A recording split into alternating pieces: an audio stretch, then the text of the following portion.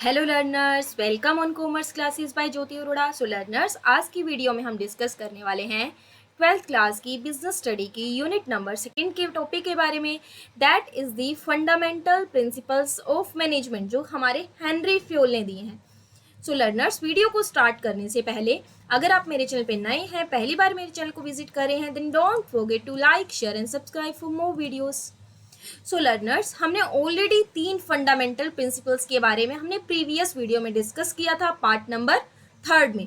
That is the first हमने principle के बारे में डिस्कस किया था, division of work. Second principle के बारे में डिस्कस किया था, authority and responsibility. Third, discipline के बारे में डिस्कस किया था। तो हमारा fourth fundamental principle of management है, that is unity of command. That is unity of command. देखिए, जैसे कि इसके नाम से ही क्लियर हो रहा है कुछ कुछ, यूनिटी ऑफ कमांड, कि हम जो कमांड दे रहे हैं किसी एम्प्लॉय को, बिजनेस या ऑर्गेनाइजेशन को, या किसी भी इंडिविजुअल पर्सन को जब हम ऑर्डर दे रहे हैं, तो एक पर्सन को जब कमांड मिल रही है, ऑर्डर मिल रही है, एक ही पर्सन से एक टाइम पे मिले, अदरवाइज पर्सन भी कंफ्यूज हो जाएगा। सपोज हमें ना हम घर में रहते हैं, हमें मम्मी ने भी कुछ ऑर्डर दे दिया, पापा ने भी कुछ ऑर्डर दे दिया, हम समझ ही नहीं पाएंगे हम कौन सा काम पहले करें। तो ये इंडिविजुअल भी प्रिंसिपल भी ये कहता है कि एक एम्प्लॉय को एक टाइम पे एक ही जो हमारे सुपीरियर है उससे ऑर्डर मिले। So according to this principle, an individual employ should receive order only from one superior at a time, कि एक एम्प्लॉय को एक ही हमारे सुपीरियर से एक टाइम पे ऑर्डर मिले, and that employ should be answerable only to that superior, और वो पर्सन भी उसी सुपीरियर के लिए रिस्पॉन्सिबल रहे उसी पॉइंट ऑफ टाइम पे। देखिए, यहाँ पे 2 अप्रोच दिए हैं, ये हमारी राइट अप्रोच रहेगी, ये हमारी रहेगी रॉन्ग अप्रोच। अगर हम बात करें इस अप्रोच की, यहाँ पे M1 जो है एक सुपीरियर है, और S1, S2 and S3 are the 3 subordinate, ये इसके 3 सबॉर्डिनेट रहेंगे। यहाँ पे देखिए, जो M1 है, सिर्फ यहाँ पे S1 को M1 से ऑर्डर मिल रहा है, S2 को भी सिर्फ M1 से ऑर्डर मिल रहा है, S3 को भी सिर्फ M1 से ऑर्डर मिल रहा है। तो ये एकदम राइट अप्रोच है कि एक सबॉर्डिनेट्स को यहाँ पे S1 इज दी और S2, S3 is the subordinate, these are the 3 subordinate. यहाँ पे ये 3 सबॉर्डिनेट रहेंगे। देखिए, यहाँ पे एक इंडिविजुअल एम्प्लॉय है, उनको सिर्फ एक ही सुपीरियर से ऑर्डर मिल रहा है, और वो भी एक पॉइंट ऑफ व्यू टाइम से। It means this is the right approach according to the unity of command principles।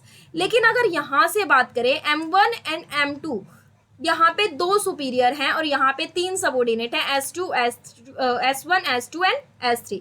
यहाँ पे देखिए, S1 की अगर हम बात करें, S1 को यहाँ पे M1 से भी ऑर्डर मिल रहा है, इसके अलावा S1 को यहाँ पे M2 से भी ऑर्डर मिल रहा है। तो S1 समझ ही नहीं पाएगा कि पहले M1 का काम करे या फिर पहले M2 का काम करे। तो एकदम बिल्कुल रॉन्ग अप्रोच है, और यहाँ पे जो यूनिटी ऑफ कमांड प्रिंसिपल है वो वायोलेट हो रहा है, मीन्स यहाँ पे उसका ब्रेक डाउन हो रहा है। यहाँ पे सिमिलरली S2 की बात करें तो इसको भी हमारे M1 से ऑर्डर मिल रहा है, और सिमिलरली इस तरह से M2 से भी ऑर्डर मिल रहा है। S3 को भी किससे ऑर्डर मिल रहा है? M1 से भी और M2 से भी। तो ये हमारी रॉन्ग अप्रोच है। तो यूनिटी ऑफ कमांड कहता है कि one individual employ should receive order only from one superior at a point of view time, और वो एम्प्लॉय सिर्फ उसी सुपीरियर के लिए रिस्पॉन्सिबल रहे। तो ये हमारी यूनिटी ऑफ कमांड प्रिंसिपल है। अगर हम बात करें यूनिटी ऑफ कमांड प्रिंसिपल को फॉलो करके चलेंगे तो इसके क्या पॉजिटिव इफेक्ट रहेंगे, इसके क्या बेनिफिट हमें मिलेंगे। There is no confuse situation for the subordinate. Subordinate के लिए कोई कंफ्यूज सिचुएशन नहीं आएगी, उसको पता है उसका एक ही सुपीरियर है और इसी का ऑर्डर उसको फॉलो करके चलना है। The efficiency of the superior increase, superior की भी एफिशिएंसी इंक्रीज होगी, उसको पता है कि उसको उसी एम्प्लॉय को बार बार ऑर्डर देना है और उस एम्प्लॉय को रिस्पॉन्सिबल भी ठहरा सकता है, क्योंकि उसको एक टाइम पे एक ही काम मिला हुआ है। तो efficiency of superior increases. The efficiency of this subordinate increase, subordinate की भी एफिशिएंसी इंक्रीज होगी, उसको पता है कि एक ही काम है तो उस काम को जल्दी जल्दी कर सकता है। It is easy to fix responsibility, responsibility को फिक्स करना जो है ईजी रहेगा बिल्कुल, क्योंकि एक ही सुपीरियर है। सबॉर्डिनेट ये कह के नहीं बच सकता कि उसको तो 2 काम मिले हुए थे, पहले दूसरे सुपीरियर का फुलफिल कर रहा था। तो it is easy to fix responsibility if there is only one superior, अगर एक ही सुपीरियर है उसको वो सिर्फ अपने सबॉर्डिनेट को ही जो रिस्पॉन्सिबल जो ड्यूटी वगैरह दे रहा है। अगर हम बात करें वायोलेटिंग इफेक्ट्स की, अगर हम unity of command principle follow नहीं करते या वायोलेट किया जाता है तो इसके क्या नेगेटिव इफेक्ट रहने वाले हैं। So it create a confuse situation for this subordinate. अब देखो यूनिटी ऑफ कमांड वायलेट हो रहा है यहाँ पे, इस हमारे इस अप्रोच में यूनिटी ऑफ कमांड क्या है, वायलेट हो रहा है। तो इसने हमेशा यहाँ पे, या चाहे S1 के लिए हो, चाहे S2 हो, चाहे S3 हो, सभी सबऑर्डिनेट के लिए कंफ्यूज सिचुएशन क्रिएट की कि पहले किसके ऑर्डर को प्रायोरिटी दें। So it create a confuse situation for this subordinate. Reduce the efficiency of the subordinate, subordinate की एफिशिएंसी रिड्यूस होगी कि पहले किसका काम करे। रिड्यूस द एफिशिएंसी, वो दोनों ही काम को करने में लगा रहेगा तो उसकी एफिशिएंसी कहीं ना कहीं रिड्यूस होगी।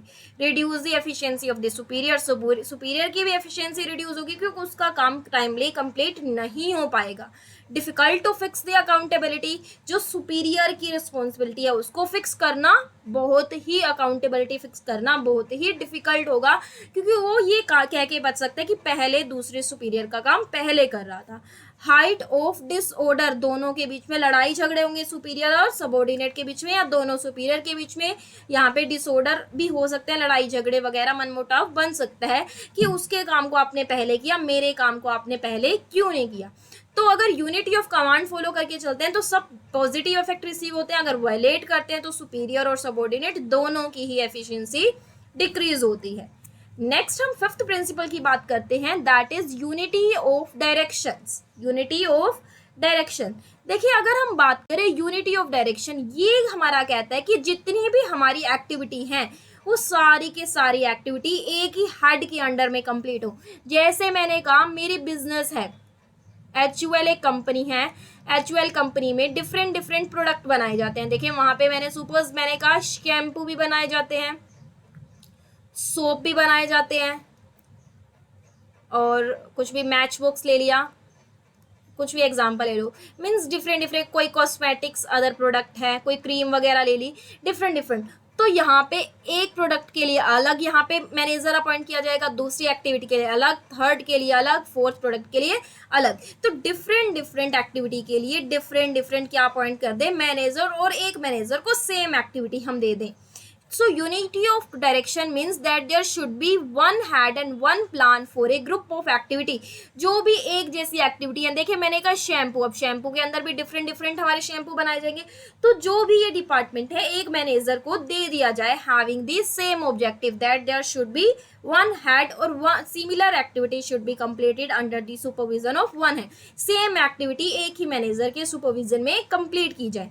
अगर हम एग्जाम्पल की बात करें, suppose an automobile company is manufacturing 2 product. कोई भी एक ऑटोमोबाइल की कंपनी है, 2 प्रोडक्ट बना रही है, कौन कौन से, स्कूटर एंड कार प्रोडक्ट बना रही है, एंड हैंस हैविंग 2 डिवीजन। इस तरह से उसके 2 डिवीजन हो गए, 2 डिपार्टमेंट्स हो गए। As each product has it own market, देखे ऑब्वियसली दोनों की अलग अलग मार्केट रहेगी, स्कूटर की अलग रहेगी और कार की अलग मार्केट रहेगी। एंड प्रॉब्लम, दोनों की अलग अलग प्रॉब्लम रहेगी। And each division must have its own head, so दोनों ही डिपार्टमेंट के, दोनों ही प्रोडक्ट के अलग अलग हेड अपॉइंट्स किए जाने चाहिए। अब स्कूटर वाले मैनेजर सिर्फ स्कूटर वाला ही डिपार्टमेंट देखेगा, उसको बेचने का, उसको ठीक कराने का, जैसा भी उनकी जो प्रॉब्लम आएंगी उनकी क्वेरी से रिलेटेड सोल्यूशन कौन करेगा, जो वहां का मैनेजर होगा, और कार से रिलेटेड अलग मैनेजर रहेगा।